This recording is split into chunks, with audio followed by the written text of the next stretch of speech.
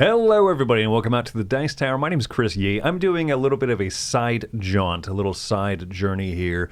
What I'm doing now is my top 100 albums of all time. This is something I teased, talked about in a Q&A as maybe that'd be something fun to do. And after that discussion, I set myself to doing it. It was really enjoyable. And one of the things I found was that there are certain bands that people might suspect will be on here, but there are certain bands I listen to more just for live recordings or less for albums, maybe more for individual songs and stuff. So, of course, there's going to be a lot of judgment that follows. Where's this album? Where's this one? Either just didn't make the list because there's only 100 slots, even though there's 100 slots, or maybe that, they're a band I listen to more just kind of compilations of stuff. I wanted to focus on albums that I love because I love sitting down and putting on an entire album or on a drive, a long drive, just going through start to finish. So these are albums that I really enjoy. Not all of them are perfect. Maybe there's a few tracks I skip here and there or ones that don't stick out to me as well as other tracks. But as on a whole, these are albums I love listening to. This isn't about board games. I know, we're just doing a little side jaunt here. While these are being posted, we're at the Dice Tower retreat, so I figured I'd just record ahead a little bit of content of something different, just trying something a little off the beaten path here. So, I love listening through albums. I love lots of genres of music. As you get closer to the number one spot, there's going to be a lot more classic rock and heavy metal. That's really kind of my bread and butter. But I promise you there's going to be an interesting adventure along the way, hitting up a lot of different genres, a lot of different artists, starting here in the first block here, 100 through 81. So let's go ahead and without further ado, get started with my number 100 favorite album of all time.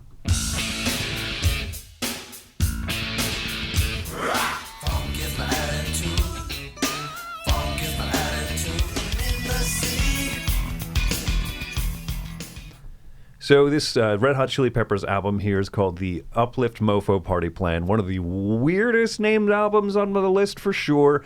I really enjoy the Red Hot Chilies, and I think that I've never called them the Red Hot Chilies. That's from The Good Place. Yo, I love the Chilies. Anyway, I love the Red Hot Chili Peppers. This is one of their earlier albums, 80s. They are on all sorts of substances, and they're not afraid to be weird. From the opening track, Fight Like a Brave, phenomenal just punch of energy. Funky Crime is a super weird one, but I'm not going to go through every single track here, but there's a couple of really great standouts.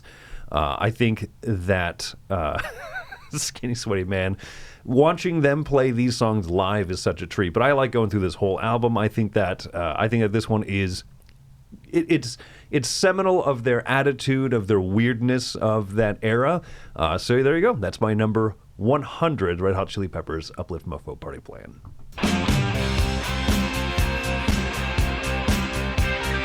Every girl crazy about a short dress man.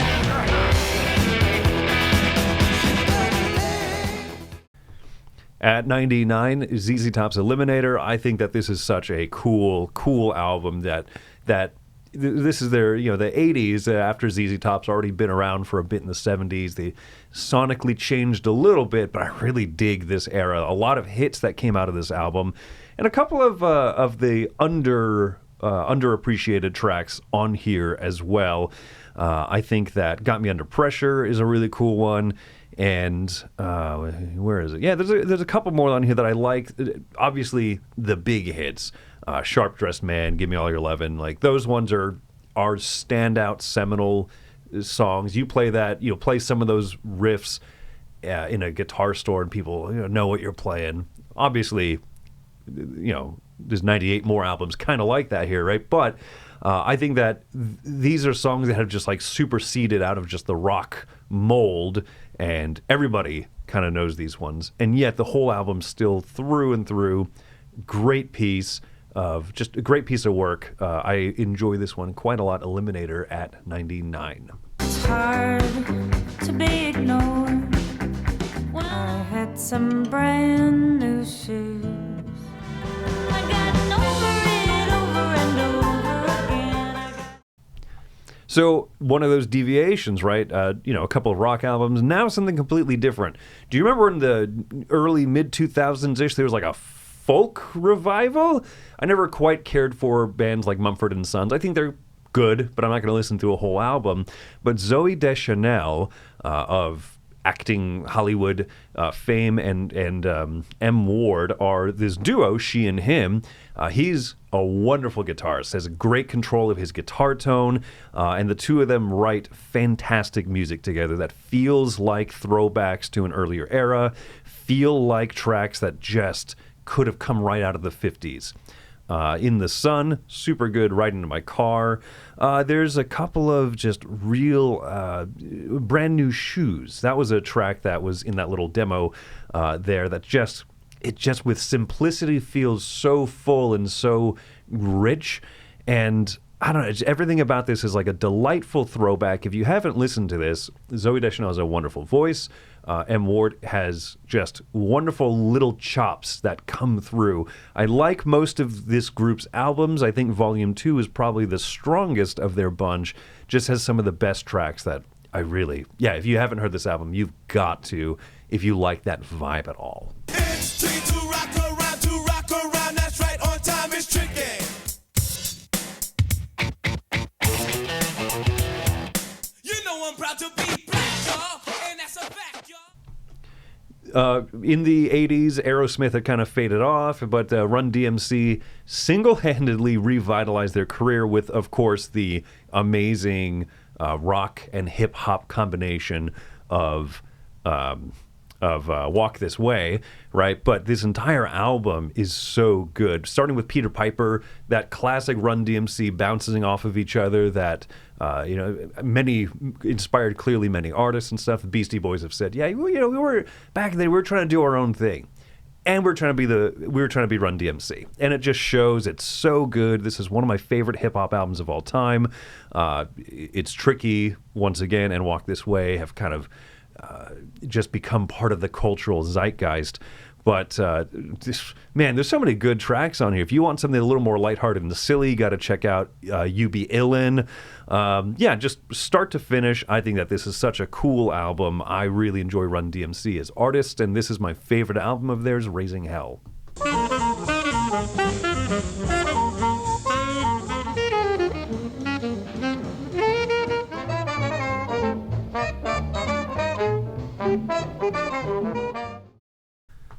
So this one here, Bird and Diz, is one of my favorite jazz albums of all time. I love the 50s into the 60s era of jazz probably the most, kind of the bebop and hard bop era. Cool jazz like Miles Davis is enjoyable, but it's never really spoken to me. But Bird is Charlie Parker, that's his nickname, Bird, and then Diz is Dizzy Gillespie, the trumpet player. Charlie Parker is on the sax. And these two together just make magic happen. If you're not a big jazz person, what I would recommend to you, genuinely, is go watch just the scene in La La Land where Ryan Gosling's character is breaking down why he likes listening to hot jazz, up-tempo, listening to jazz musicians improvise off each other, build off of each other. The way he describes it is... a little bit Hollywoodified, but a good description of why this is my favorite era of jazz and why I enjoy jazz music. Now, these two together alone would make this album phenomenal. This is a stacked cast. So Charlie Parker, Dizzy Gillespie are the mainstays here, but on piano you have Thelonious Monk. On drums you have Buddy Rich for most of the tracks. Now, if you find an earlier imprint of this, there's two songs out on here that are amazing standouts that were only recorded by Charlie Parker, and those are Passport and Visa. Those were recorded in a different session from everyone here. On drums there, Max Roach. I mean, unbelievable, just some of the hottest musicians of this era all on one record. These tracks are all great. You can find extended editions, regular original printing that have those two tracks on them or not. More jazz recording sessions might make my top 100, but not all of them really quantify as albums. Some of them are just kind of compilations of different recordings and stuff. This one's one of my favorite. That's Bird and Diz, Charlie Parker, Dizzy Gillespie. I am just a poor boy, though my story is seldom. Celia, you're breaking my heart. I'm sailing right. All right. Up next here, Bridge Over Troubled Water, the quintessential Simon and Garfunkel album, as Wendy calls them, S&G Funk. S&G Funk's a pretty good duo, I'll tell you what. And so, Bridge Over Troubled Water, one of the most just gorgeous, beautiful songs, water under the bridge kind of a thing, despite the fact that these two had a very troubled working relationship with each other. But there's so many good tracks on here. Cecilia. The Boxer is one of my all-time favorite stories told through song and lyric. There's a couple of artists who I think are amazing at conveying such a cool story in the medium of song, and Simon and Garfunkel are some of those. Yeah, this whole album here is just great, just full of that rich storytelling, beautiful vocals. I have heard people describe, if you look at this album cover just right, it looks like Paul Simon's hair is actually a giant mustache on Art Garfunkel, and so that's why it makes it a 95. That reason and that reason alone. Come on and dare to be stupid. It's so easy to do. This is a lie. I buy a dozen cars when I'm in the mood. I really like Weird Al. I'm no Eric Summerer, who loves Weird Al, but I really got to go see him live in concert. Anyway, this is one of his 80s albums. Dare to be Stupid, if memory serves. It's been a bit since I compiled all this together. I think this is Weird Al's second full-length album, if memory serves, right? 1985, early in his career. Some of the artists that he's parodying in here, he has long since survived in terms of relevance in music and stuff, but he did one of his early polka combinations in here on this one, right? Hooked on Polkas, where he does polka covers of stuff. Of course, he does parodies of songs, right? So you've got Yoda, which is Lola. You've got, am I saying that right? Anyway, recording this all. I Want a New Duck, Huey Lewis in the News. There's some great songs on here, but the other thing that people don't give Al enough credit for is that he also writes original songs, comedy, silly, goofy stuff, right? But he's not just parodies. So Dare to be Stupid is obviously kind of done in the style of Devo and whatnot. And then This Is the Life, which is in that little sizzle reel at the beginning. What a great, like, show-timey kind of, show tune type thing about being just obscenely rich and wonderful, wonderful stuff. So yeah, I'm not above having a little bit of comedy and silliness in my top 100 albums of all time. 94, Dare to be Stupid.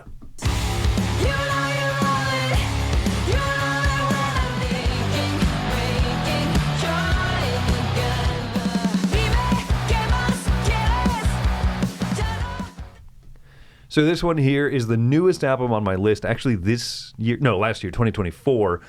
Keep Me Fed, from a new band called The Warning. The Warning is made up of three sisters from Mexico, from Durango, I believe, if I'm not mistaken.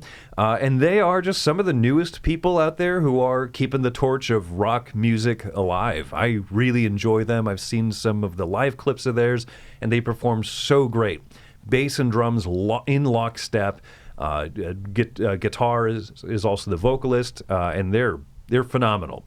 So off of this, if you are not familiar with them, I think that what is it here? Apologize? No, more. I forget which is the standout track on here, but there's a few singles off of this. I think actually, ironically, the front few tracks are not the strongest, but by track 4, ¿Qué más quieres? Is super good, and then More, and it just kind of, it's one of those albums that like crescendos in excitement. It actually builds up stronger rather than having a strong front end that fizzles out. They have got my interest, and I want to see what more they'll be doing here. Really enjoy this album. That's Keep Me Fed by The Warning. They call me the hip-hop-opotamus. My lyrics are bottomless. Look around the room, I can tell that you are the most beautiful girl in the room. I said I'm not afraid to have a little bit of comedy. Flight of the Conchords is one of those groups that just cracks me up, no matter what. Every time I've listened to them, they're famous for having an HBO series, but and primarily, I guess, through early discovery on YouTube and stuff. They had a lot of amazing hits of live performances, but their albums are just as good.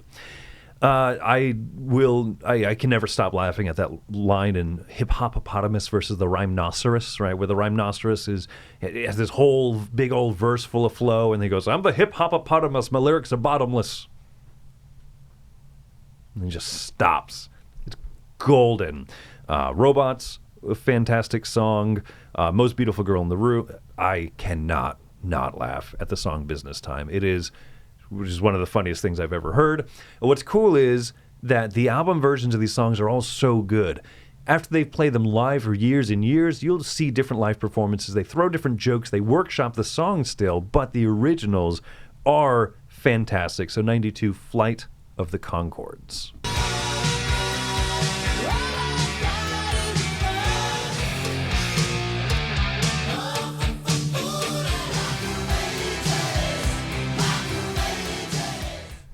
Pyromania is my favorite Def Leppard album. Hysteria is real close, right? As you can see, this is at 91, and so I don't know. Maybe it depends on the week or whatever, but I went with Pyromania. It's got a signature, little bit of their goofiness, right? I don't think they take themselves too seriously, Def Leppard, but they have fun on stage. They're a wonderful band live. This album's super fun to listen to. Action Not Words is super fun. Photograph. I mean, there's just Foolin', Rock of Ages. Rock of Ages is as goofy as it is. I still really like it. It doesn't bother me that they're not the most serious rock and metal band out there, but man, I really love this. So let's jump from something that's a little bit more fun rock to something quite a bit more serious and mathy.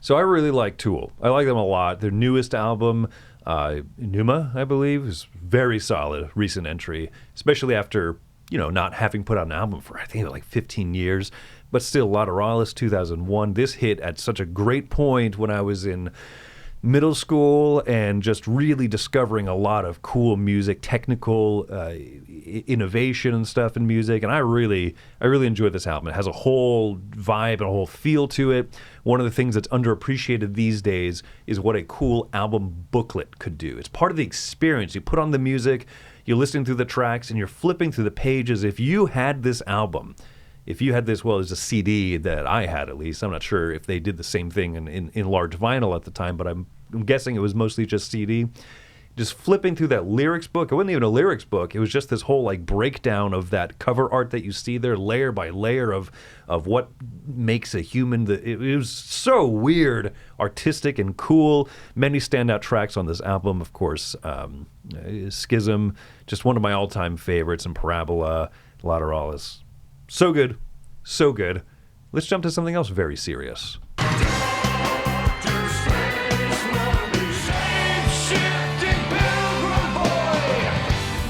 Spider who was dressed up as a waiter had a tiny little boat. I came up walking to the table. So this one here is Finally by the Aquabats. I love the Aquabats, a band that never has taken themselves seriously. This is the newest album, came out last year. I remember it released during Dice Tower East, and I was listening to it as I was walking to and from the room to the convention hall and stuff. And the Aquabats started off as mostly like a ska band, and this one has some nice little hints returning back to some of those ska sounds and stuff. Large band with horn section and stuff and keyboards. Very inspired as well by Devo, and just they're not afraid to be silly. And one of the coolest things they do is they come up with a lot of these fictitious villains. The Aquabats are the superhero team, and they come up with these villains like Dr. Space Mummy. Hilarious track. And they come up with obviously also great heroes in their stories, like the ballad of Shape-Shifting Pilgrim Boy. Just a fantastic album. I'm so happy that since the 90s, the Aquabats have kept up this shtick, and they've never turned dour and serious. They're still exactly who they were in so many great ways, and I love this band.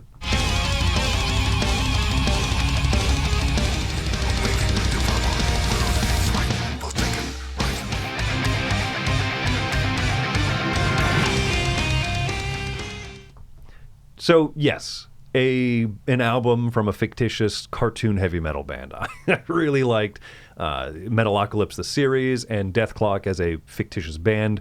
Basically all the work of Brendan Smalls, but I've also seen them perform live because they have gone on tours and done stuff synced up to cartoon projectors and whatnot. But the first album, my favorite of theirs, the Death album, Mermaider, stupid. Great track, Go Into the Water. Like, it's all of these songs from the 11-minute long cartoon show, Adult Swim, Cartoon Network cartoon show. But some of them are just great headbanging pieces. Some people have this attitude of like, this is lame, this is not real metal and stuff. I don't care. This is fun, right? Face Fisted is such a stupid song and yet hilarious to me. So, just overall, gosh, I can listen to this whole album. I have so many good memories. This obviously came out at a good time for me. It says 2007. That's right. It came out at a good time for me, just into college, playing a lot of guitar still at the time. Wow. So good. So much fun.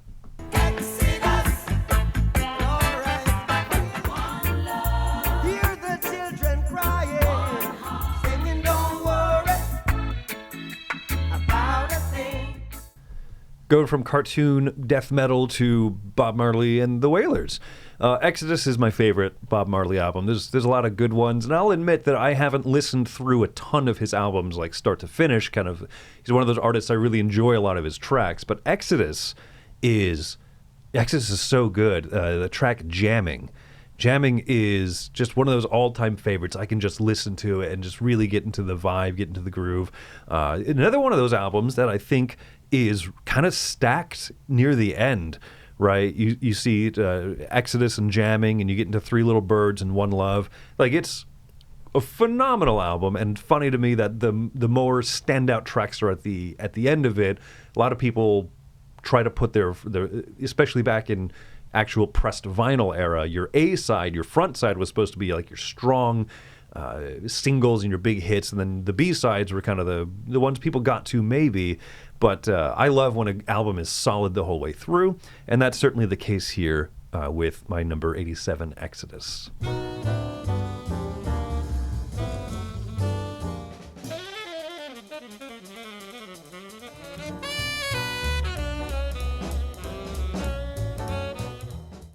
You remember I said I really like hot, hard bop, bebop jazz music? John Coltrane's Giant Steps is a quintessential album for that.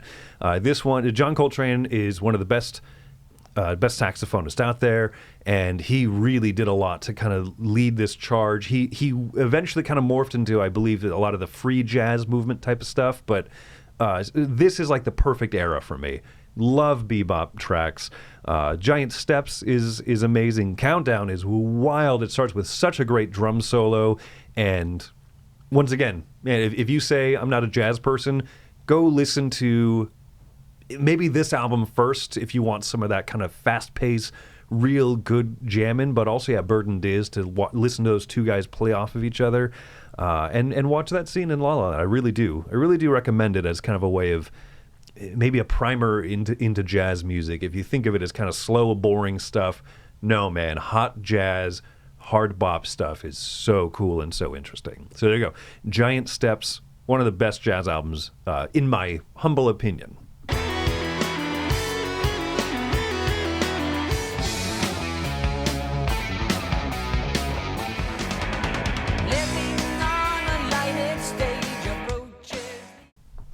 I love Rush. There's a lot of albums that could kind of be in this area, but Moving Pictures is my favorite. It's probably the one I've listened through most.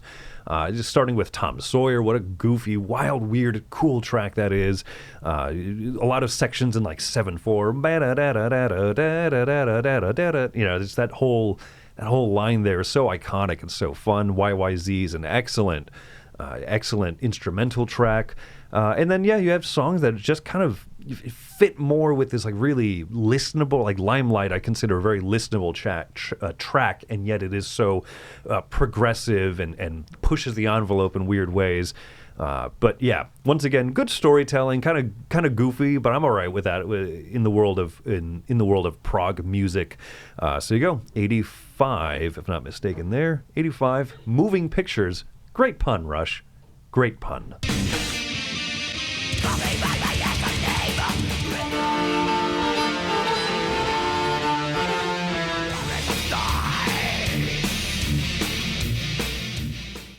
It wouldn't be a list of mine without some weird Swedish death metal. So In Flames is one of my favorite bands of all time. This is their first album, 1994, Lunar Strain. It's unrefined. They changed out their singer to one that I think is a little bit more palatable. They, obviously got better tone, guitar tone and stuff. This one's rough around the edges, and yet it still stands out as an incredible compilation of death metal, melodic guitar harmony lines, and Swedish folk music inspiration. So you see like these two tracks here, Everlost Part 1 and 2. One of them is like a, just absolute death metal track. The other one is folk music and instruments and clean, beautiful female singing and stuff. Behind Space, Lunar Strain. A lot of these tracks are just wild and cool, and I really enjoy that they just kind of swung for the fences. They created this whole, maybe not created, but they were amongst the pioneers of this whole Gothenburg melodic death metal sound. So a lot is owed to this album here, Lunar Strain. Though I think so much of In Flames' discography is better than this one still stands apart, and I really like it. Welcome to the jungle. We got fun and games.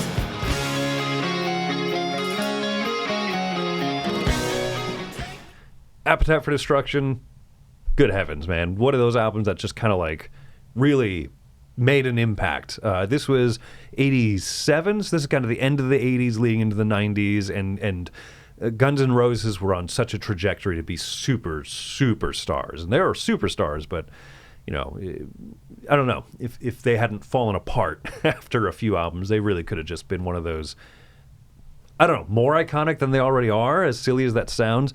Man, what a great album, right? Paradise City, Welcome to the Jungle. Welcome to the Jungle, of course, has broken out beyond just the rock world. But there's a lot of, even some of the lesser-known tracks on here. Mr. Brownstone, who knows that one, right? But a really solid rock track. I like that one at least. And then Sweet Child of Mine, come on. That opening guitar lick. The whole rumor is that Slash hates it, the guitarist Slash, was just kind of fiddling around with something, and they're like, oh, let's make a whole song about it. And you know what? Even if he hates it, I love it. I don't care. Sorry, Slash. But Appetite for Destruction. Oh, man. Oh, so good. Along Slaughter Beach, maritime lost for a ride to my train. Let's strive for excellence. Clutch is a band that was introduced to me by Mike DeLisio, and just in the last few years here, and Elephant Riders, a couple of other like really great albums of theirs, but this one stands out as my favorite. I mislabeled it. It's not just Slaughter Beach. It's Sunrise on Slaughter Beach. Slaughter Beach is the name of the track on the album, but man, the Clutch is this great groove music, just groove rock type stuff, and they can go from just like great kind of great bops to like Nosferatu Madres, haunting sounding. We strive for excellence. Dice Tower Seal of Excellence. That should be like our motto. I love this album. I think it's super good. Not afraid to get, I don't know, kind of spooky cookie and everything, but at the same time, so listenable, so fun. A lot of soul behind the music and the voice of all of this. So yeah, Clutch, a band that I'm looking out for more of their stuff. Sunrise on Slaughter Beach, my favorite album of theirs. So let's stop before they wake up and they find me. Grab your bootstraps, pull sure to give a thumbs up. Please, oh please, just let me come inside. Hot dog, never felt so alive. The irony bleeds from the crook in his eye. You must be grateful you ain't. Bear Ghost is a band I know very little about. They somehow came recommended to me through Spotify, I think, oddly enough, because I was listening to, something very different from them, and they came up, and I thought, what the heck is this? This album here, Jiminy, is their second album, or their more recent album, I think. They're a weird band. They are they're kind of like the personification of like ADD musically, and yet I really dig what they're doing. Obviously, with song tracks like Bark Skimpson, not super serious, but man, when you listen to their stuff, it's just aggressive, fast-paced, a lot going on in it, but this is, if you like that little demo, that little sizzle reel at the beginning, if you want to hear more of that, I recommend you check it out. If that sounded awful to you, it will be awful to you. But anyway, number 81, Jiminy by Bear Ghost. Whew, really, really impressive stuff. Do a lot of like samba influences. Oh, it's so cool. So there you go. That's the first 20 albums in my top 100 albums of all time. Like I said, I know it's not board game content, but some people enjoy just kind of hearing this other side, other interest I have. I'm very passionate about all this, so I'm excited to check out the next 20 here that I'll be recording. And thanks so much for watching this. Obviously, throw out some of your own discussion, some of your favorite albums and stuff. Maybe a surprise of some of these if you haven't checked them out. And if you do listen to any of these because of this list, return a report. I'd love to hear about it. All right, folks. Till next time, my name is Chris Yee. Take care. Oh, I don't have an outro in here. What? Awful.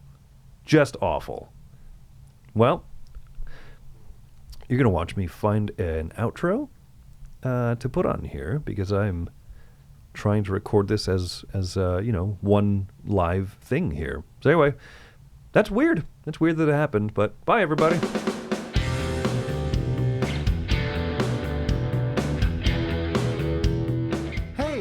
Thanks for watching another video here on the Dice Tower.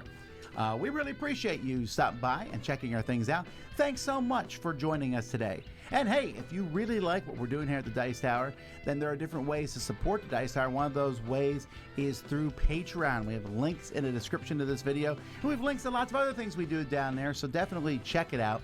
But either way, we're glad you watched us. Tell your friends about the Dice Tower. Until next time, though, I'm Tom Vassell, and I hope you enjoyed this video.